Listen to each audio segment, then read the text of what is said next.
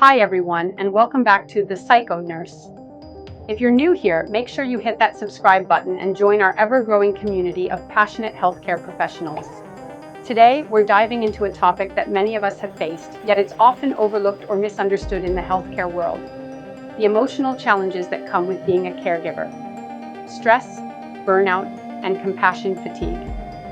These are words we often hear in our healthcare circles, but rarely are they discussed in depth. But the truth is, these emotional and mental strains are more common than we realize, and they affect so many of us in the field. So, let's talk about stress first. Every day, as healthcare workers, we're exposed to high-pressure situations. From life or death decisions to ensuring patients receive the best care possible, the stress of our job is constant. Whether you're a nurse in an emergency room, a mental health professional, or a home healthcare worker, the pressure can weigh on you. But here's the thing: stress, while normal, can build up over time. If we don't manage it, it can evolve into burnout. Burnout is something I've personally struggled with, and it's a real challenge in the healthcare field. It's that feeling of exhaustion, physically, emotionally, and mentally, that makes it feel like you've hit a wall and there's no way around it. Burnout comes with a sense of detachment from the job. It's when you feel less and less engaged in your work, even though you used to be passionate about it. Your compassion starts to fade, and instead of feeling like you're making a difference, you just feel drained and overwhelmed.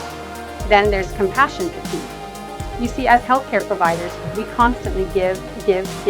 We care for people in their most vulnerable states, often when they're suffering physically and emotionally. But sometimes it's hard for us to take a step back and recharge. Compassion fatigue creeps in when we become emotionally exhausted from constantly giving to others without having the time to care for ourselves. So how do we deal with these challenges? First and foremost, acknowledging the issue is a crucial step. Many times we don't even realize we're stressed until we're already burnt out. It's okay to say, "I'm struggling." It doesn't make you any less of a healthcare professional. In fact, it makes you stronger, because it's only by recognizing these feelings that we can move towards healing. Self-care is another powerful tool in managing stress. This isn't just about taking a day off or getting enough sleep, although those are essential. It's about establishing boundaries and making time for things that bring you joy, whether it's spending time with loved ones, reading a book, or simply sitting in silence for a few minutes each day. Exercise is another important tool.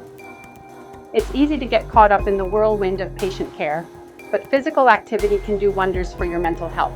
Whether it's a quick walk, yoga, or a workout session, exercise is a great way to combat burnout and stress.